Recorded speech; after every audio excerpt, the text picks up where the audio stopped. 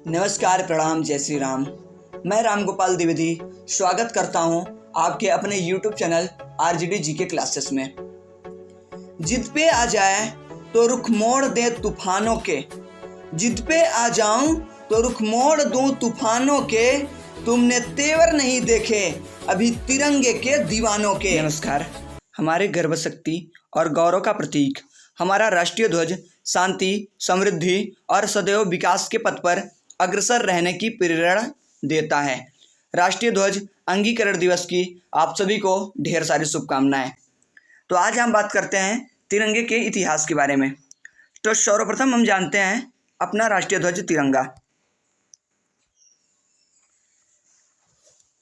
राष्ट्रीय झंडा अंगीकरण दिवस, जिसका नाम तिरंगा है, प्रयोग राष्ट्रीय ध्वज और तिरंगे का अनुपात होता है 2:3।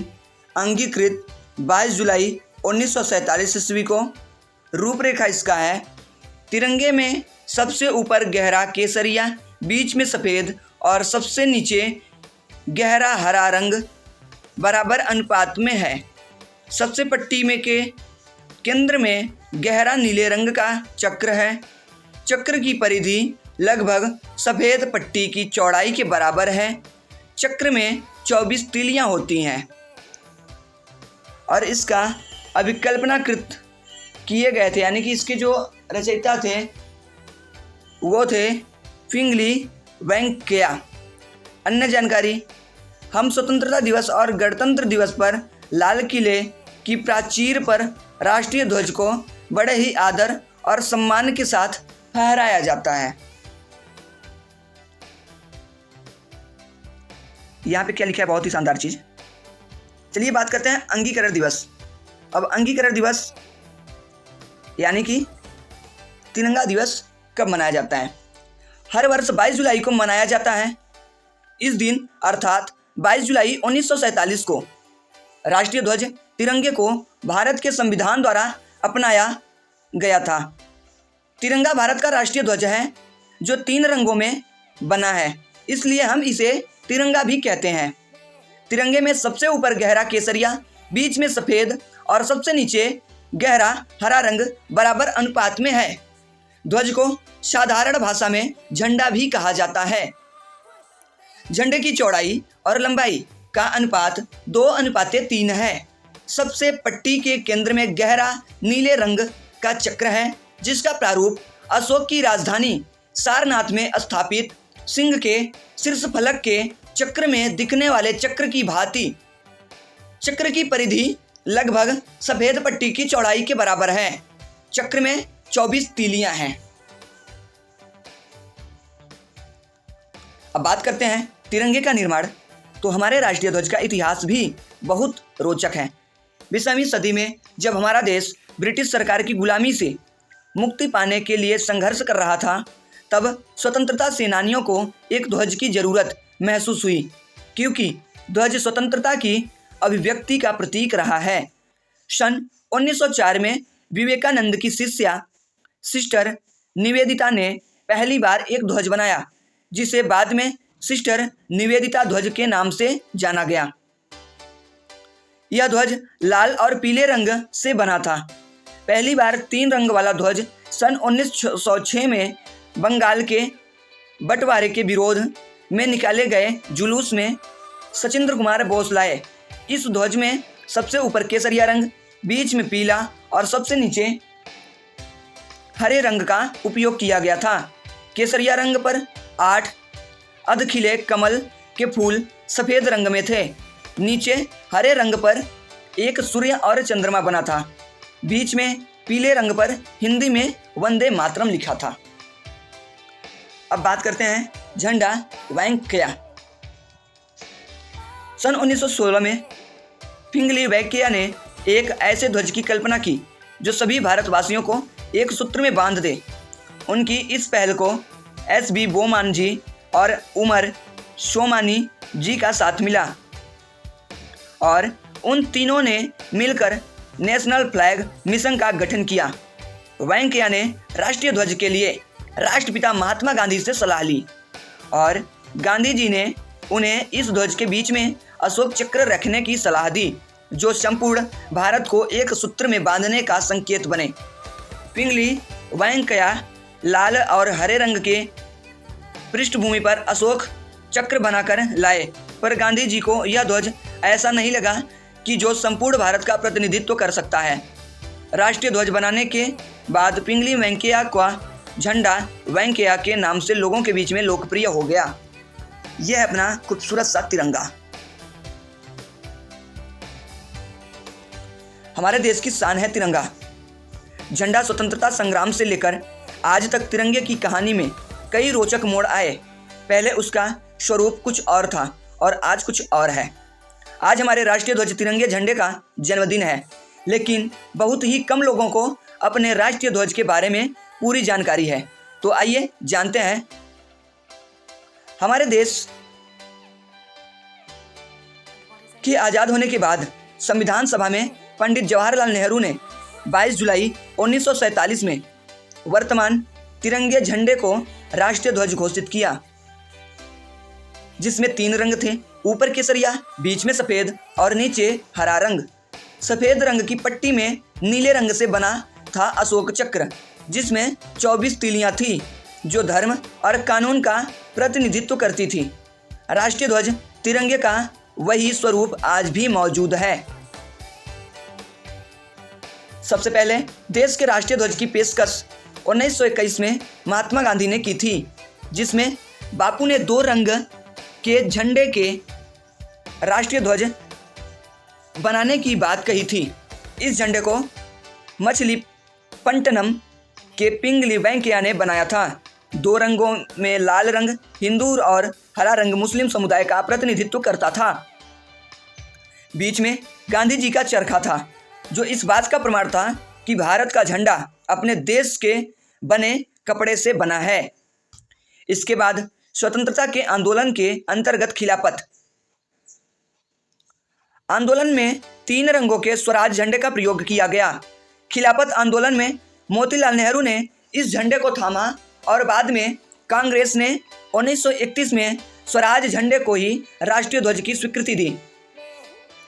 स्वराज झंडे पर आधारित तिरंगे झंडे के नियम कानून फ्लैग कोड ऑफ इंडिया द्वारा बनाए गए, जिसमें निर्धारित था कि झंडे का प्रयोग केवल स्वतंत्रता दिवस और गणतंत्र दिवस के अवसर पर ही किया जाएगा, जिसमें ऊपर केसरिया, बीच में सफ़ेद और नीचे हरे रंग का था। 1947 से वर्तमान तिरंगा ध्वज को स्वतंत्रता भारत का राष्ट्रीय ध्वज भी कहा जाता है और स्वीकार किया गया था। इसके बाद 2002 में नवीन जिंदल ने सुप्रीम कोर्ट में याचिका लगाई, जिसके पक्ष में सुप्रीम कोर्ट ने भारत सरकार को निर्देश दिए कि अन्य दिनों में भी झंडे का प्रयोग नियंत्रित रूप से हो सकता है। इसके बाद 2005 में जो सुधार हुआ, उसके अंतर्गत कुछ परिधानों में तिरंगे झंडे का प्रयोग किया जा सकता है।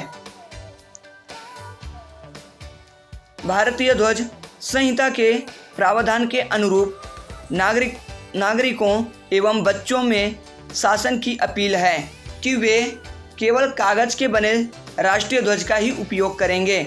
साथ ही कागज़ के झंडे को समारोह संपन्न होने के बाद न विकृत किया जाए और न ही ज़मीन पर फेंका जाए।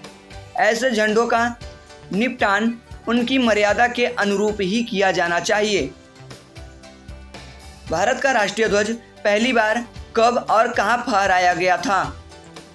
इंडियन फ्लैग आज़ादी से पहले 7 अगस्त 1906 को पारसी बागान चौक, कलकत्ता में पहला ध्वज फहराया गया था। नेशनल फ्लैग ऑफ इंडिया पहली बार 7 अगस्त 1906 को फहराया गया था।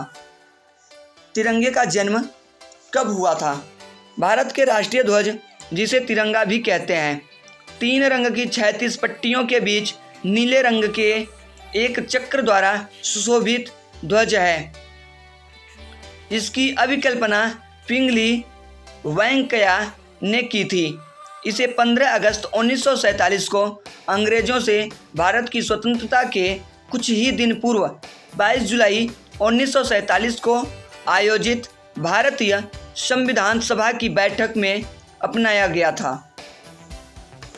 22 जुलाई 1947 को क्या हुआ था? 22 जुलाई 1947 को कॉन्स्टिट्यूशन हॉल में संविधान सभा की बैठक हुई। पंडित नेहरू ने तिरंगे को राष्ट्रध्वज के रूप में अपनाने का प्रस्ताव रखा, जिसे सभा ने स्वीकार कर लिया। इस तरह हमारा राष्ट्रीय ध्वज अस्तित्व में आया। स्वतंत्र भारत में पहली बार राष्ट्रध्वज फहराने का सौभाग्य पंडित नेहरू को मिला। अब तिरंगा झंडा कैसे बना? तिरंगे का निर्माण करने वाले शख्स का नाम पिंगली वेंकैया है। मैं बार बार इस नाम को ले रहा हूं। 1921 में पिंगली वेंकैया ने ध्वज का निर्माण किया था। भारत के लिए एक बेहतर ध्वज का निर्माण करना इतना भी आसान नहीं था। पिंगली वेंकैया ने साल 1916 से 1921 तक करीब 30 देशों के राष्ट्रीय ध्वज का अध्ययन किया, जिसके बाद उन्होंने तिरंगे को डिजाइन किया था। अब बात करते हैं तिरंगे में जुड़े रंगों का क्या प्रतीक होता है और क्या अस्तित्व होता है। केसरिया रंग किसका सूचक है? हमारे राष्ट्रीय ध्वज में केसरिया रंग किसका प्रतीक है? केसरिया रंग त्याग एवं बलिदान का प्रतीक है। सफ़ेद रंग का महत्व क्या है? वही सफ़ेद रंग व्हाइट कलर को पवित्रता, शुद्धता और शांति का प्रतीक माना जाता है। इन दोनों के मेल जिंदगी में खुशहाली, प्रगति और शांति लाता है। सफ़ेद रंग को भाग्य का पक्ष मजबूत करने वाला रंग माना गया है। हरा रंग हमें क्या सिखाता है?